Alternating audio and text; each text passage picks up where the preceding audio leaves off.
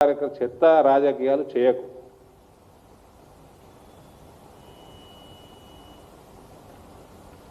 भाई साहब मैं झूठ बोला सोचते हैं लोग, they they will not reveal the name. Madam మామిడికి చెట్టు ఇక అన్ని అబద్ధాలే.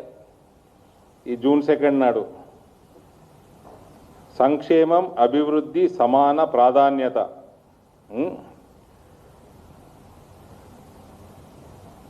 ఈయనకి వీళ్ళ ప్రయారిటీస్ అట.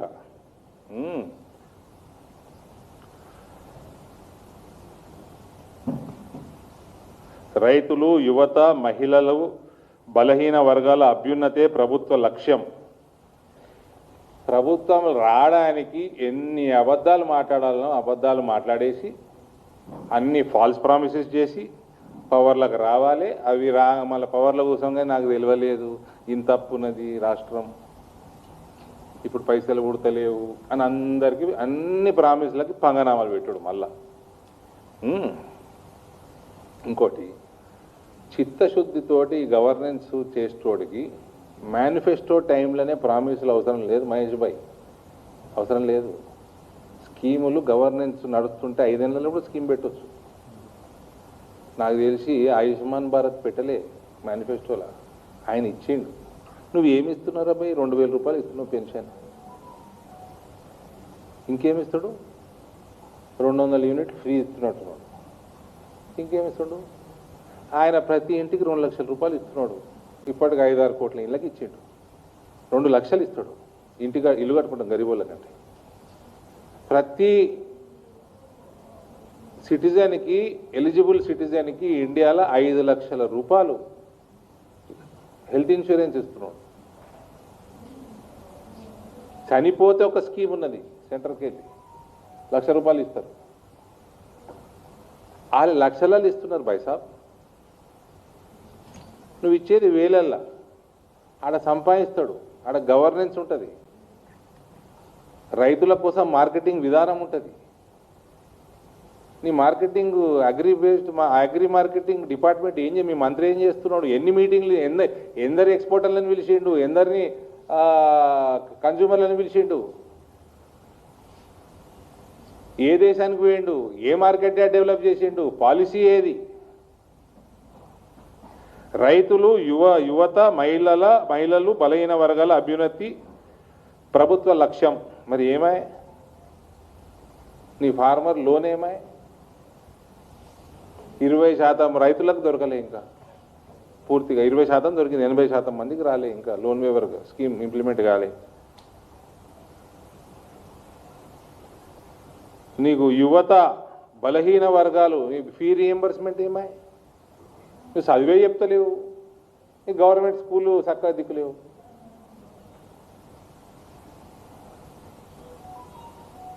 నీ నిరుద్యోగ భృతి ఏమాయ్? నీ ప్రామిసులు కదా ఇవన్నీ. ఎస్సీ, ఎస్టీ, బీసీ, మైనారిటీల, అగ్రవర్ణ పేదల సమగ్ర అభివృద్ధి కట్టుబాటు ఏమాయ్? నువ్వు చదువు చెప్తలేవు కదా బేసిక్. తెలంగాణ ఉద్యమం కేవలం అభివృద్ధి కోసం కాదు, ఆత్మగౌరవం, స్వేచ్ఛ, సామాజిక న్యాయం కోసం జరిగింది. అచ్చా, నాకు ఇందరు మీడియా మిత్రులు ఉన్నారు, ఈడ సీనియర్లు ఉన్నారు. తెలంగాణ ఉద్యమంలో ఒక్కనాడు ప్రో తెలంగాణ స్టేట్మెంట్ అని ఇచ్చిండా?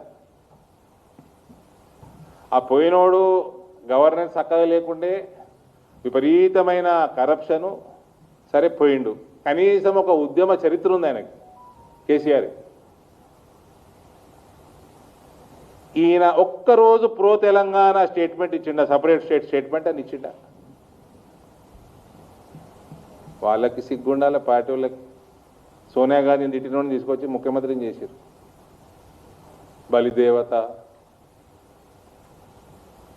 అలాగే లీడర్లు లేనట్టు, చదువుకున్నోళ్ళు లేనట్టు.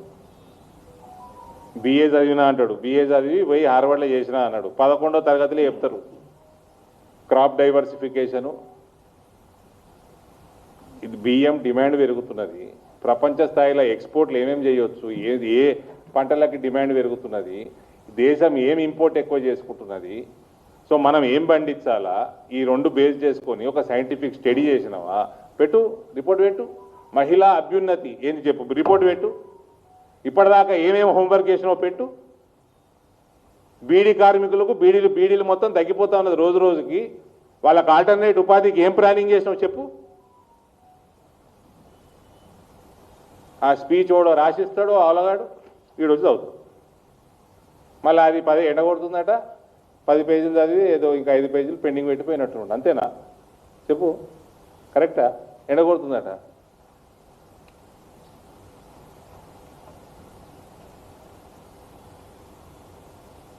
రూరల్ అగ్రికల్చర్ రీజనల్ ఎకానమీ అభివృద్ధికి ప్రత్యేక కార్యాచరణ. ఏం కార్యాచరణ ప్లానింగ్ చేసినావు పెట్టు. ఇప్పటిదాకా నువ్వు ఏం కార్యాచరణ, ఎంత ప్లానింగ్ చేసినావు? 2.5 సంవత్సరాలు దాటింది తమరు ముఖ్యమంత్రి అయి. నువ్వు ఇప్పటివరకు చేసిన నువ్వైతే ఇప్పటివరకు ఇంప్లిమెంట్ చేసిందేం లేదు. ఏం హోంవర్క్ చేసినావు ముందరకు పెట్టు, రిలీజ్ చేయి. ఎటు దిక్కు పోతుంది డైరెక్షన్, ఈ డైరెక్షన్లో పోతున్నామని కనీసం దాని గురించి మాట్లాడు.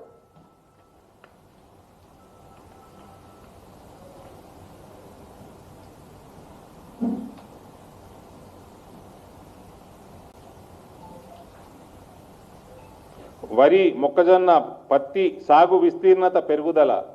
విస్తీర్ణత పెంచుకొని ఏం లాభం రా నాయన? నువ్వు ప్రొక్యూర్మెంట్ చేస్తలేవు, మక్కకి రేట్ వస్తలేదు.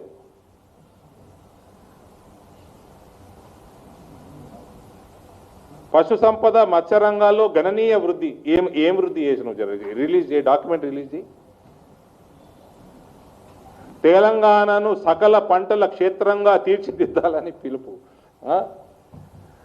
ఒక్క కొత్త పంట తీసుకొచ్చిండా అండి? ఒక్కటి తెచ్చిందా? సకల పంటలట. ఎవడో రాసిస్తాడు, వచ్చి చదువుతాడు. రైతులు అప్పు భారం తగ్గించేందుకు రూపాయలు 2 లక్షల వరకు రుణమాఫీ. సరే, ఎందరికో చేసిండు. సరే, 20% 25% చేసిండు, పార్ట్లీ చేసిండు. 75% పంగనామాలు పెట్టిండు, అది వేరే విషయం. నువ్వు ఏదైనా మార్కెట్ కనెక్టివిటీ పెంచినావా? ఫుడ్ ప్రాసెసింగ్ ఇండస్ట్రీ తెచ్చినావా? వాల్యూ యాడెడ్ సర్వీసెస్ తెచ్చినావా? నీ దేనికైనా రేట్లు పెంచినావా? కేంద్ర ప్రభుత్వం ఎంఎస్పీ ఇస్తున్నది, దానికంటే ఎక్కువ వచ్చేటట్టు నువ్వేమైనా చేసినావా? అసలు నీకు ఆలోచన ఉన్నదా? ఫ్యూచర్ సిటీ నీకు అసలు ఆలోచన ఉన్నదా?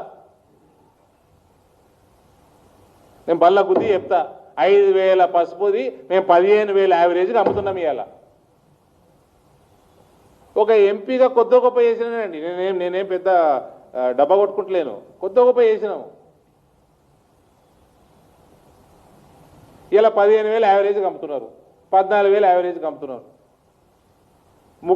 రాష్ట్ర ప్రభుత్వం ఏమని ఉందా?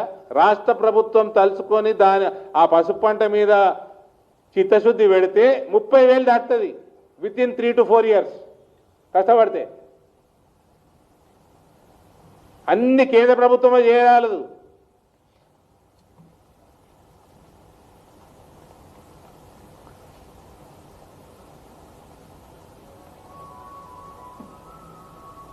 ఉచిత విద్యుత్ కొనసాగింపు. కొత్త విద్యుత్ ఏమైనా క్రియేట్ చేద్దామా? అది లేదు, లొటపీసు.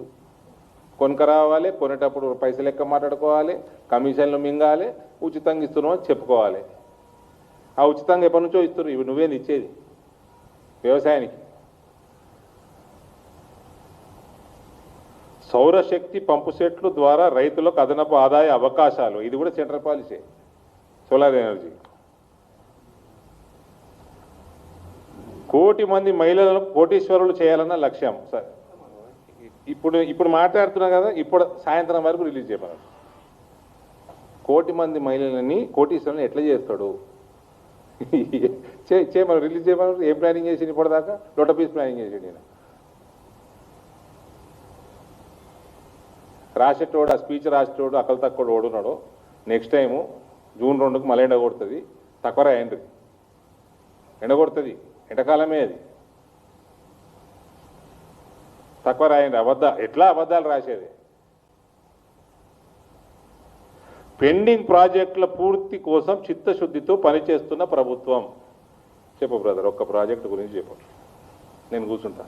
చెప్పు, ఏ పెండింగ్ ప్రాజెక్టుకి ప్లానింగ్ నడుస్తున్నది, ఏడా స్టార్ట్ చేయించింది చెప్పు. పోయి ఏం చేసిండు? స్టార్ట్ చేసింది బడ్జెట్ తెచ్చి ఒక ప్రాజెక్ట్ స్టార్ట్ చేసింది, పెండింగ్ది కథం పట్టించింది ఒకటే పోయి ఒక పెండింగ్ ప్రాజెక్ట్ కథ కేసీఆర్ మస్తు పెండింగ్ పెట్టిపోయింది కానీ కఠినగా కూలిపోతున్నాయని చెప్పురి.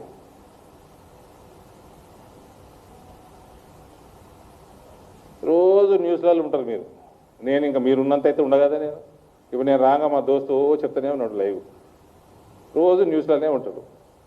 చెప్పురు ఒక్క ప్రాజెక్ట్ చెప్పు, కంప్లీట్ చేద్దామని టేకప్ చేద్దామని చెప్పుర్రి. మరమ్మతులకు పైసలు ఇస్తలేరండి దరిద్రులు, బేసిక్ మెయింటెనెన్స్కి పైసలు ఇస్తలేరు.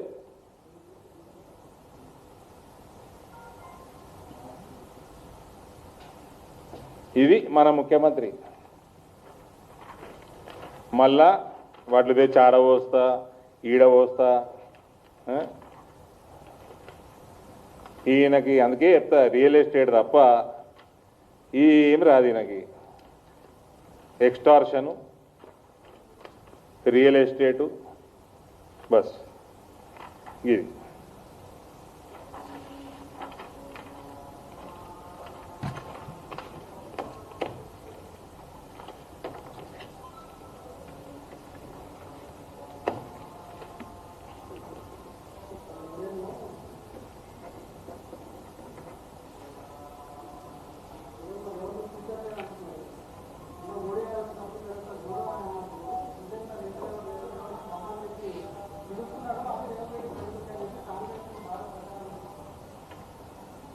జాయిన్ చేస్తాడా కాంగ్రెస్ వాళ్ళు? ఆయన ఎట్లా 4 పార్టీలు మారిండు ఇప్పటిదాకా. ఫస్ట్ టీఆర్ఎస్, తర్వాత టీడీపీ, తర్వాత కాంగ్రెస్, మధ్యలో కూడా ఇటు వేయించిండు. ఏబీవీపీ పొలిటికల్ పార్టీ కాదు, అది మార్కెటింగ్ ప్లానింగ్.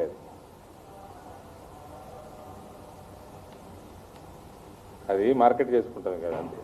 కొత్త లొటపీస్ ఏబీవీపీనా? ఏం బీకలేనా ఏబీవీపీనా? వాళ్ళు అన్ననో ఎవరో ఉండేయని విన్నా. ఈయన ఏం చేయలేమని చేసిన కదా. అఖిల భారత విద్యార్థి పరిషత్ స్పెల్లింగ్ రాయమన్నారు చెప్పుని. అయినా అది పొలిటికల్ పార్టీ కాదు, పక్కకు పెట్టరు. కానీ మధ్యలో ఆ కండవాళ్ళు ఈ కండవాళ్ళు ఏంది అది. ఇప్పుడు 2009లో ఇది ఉండే కదా, అన్నిటితోటి మహాకూటమి ఉండే కదా, ఆ కండవాళ్ళు కప్పుకొని కన్ఫ్యూజన్ ఉంటుంది కదా. ఆల్రెడీ 3-4 పార్టీలు మారిండు, మళ్ళీ మారటానికి సిద్ధంగా ఉన్నాడా?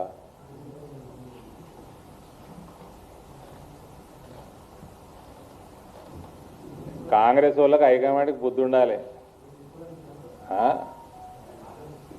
మస్తు బీజేపీ అంటే ఇంత పెద్ద పార్టీ, పెద్ద సముద్రము. వస్తే వస్తాడు, కలుస్తాడు, కొడంగల్లో ఎమ్మెల్యే గెలుస్తామేమో.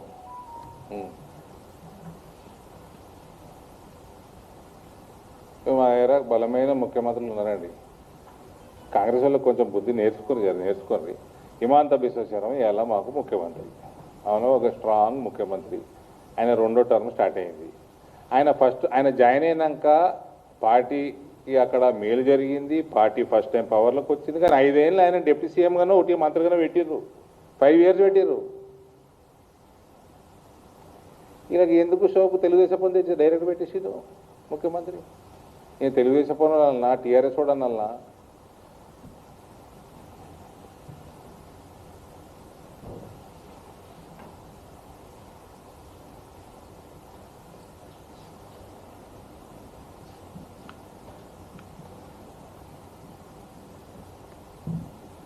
నేను ఏబీవీపీ అంటే ప్రధానమంత్రి గారు అవముచ్చు చూడు అన్నాడు.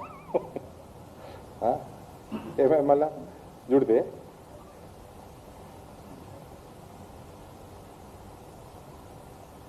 చెప్పండి బ్రదర్. ఇంకా ఏముండవు క్వశ్చన్లు, అన్ని కాగితాలనే ఉంటాయి. మీ కాగితం ఇచ్చేసిపోతా మీరు క్వశ్చన్ అడిగితే. ఎవడో రాసిచ్చింది చదవా, ఇది ప్రిపేర్ చేసుకునే వస్తా.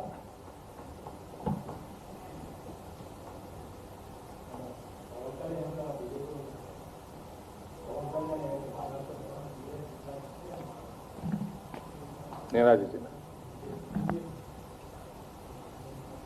అన్ని అబద్ధాలేనండి. పవన్ కళ్యాణ్ గారు ఆయన జనసేన పార్టీ అధినేత, ఆయన స్ట్రాటజీ ఆయనకుంటుంది.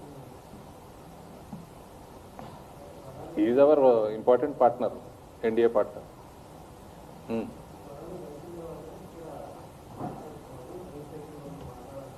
ప్రధానిని కలుస్తూ ఉంటారండి, రేవంత్ కలవలే. అన్ని పార్టీలలో కలుస్తారు ప్రధానమంత్రిని, మంత్రులు కలుస్తారు, ముఖ్యమంత్రులు కలుస్తారు.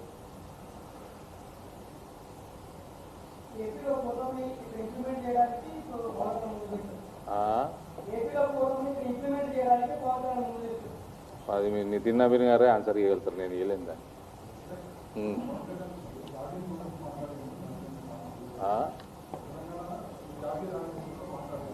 ఎవరు జాగీరు? ఎవరిని అడిగిండు? ఎవరిని? మరి జాగీర్ రేవంత్ రెడ్డి జాగీర్ రాసిచ్చారు తెలంగాణ. రాసియాలి. ఎవరు జాగీరు కాదు, ప్రజల జాగీరి.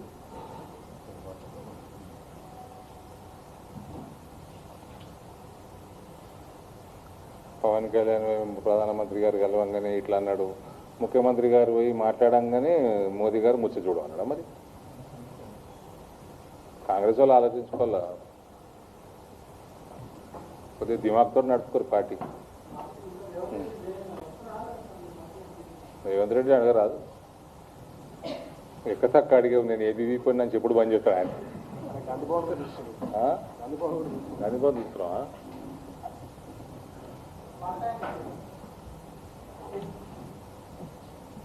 చలియే, థ్యాంక్ యూ.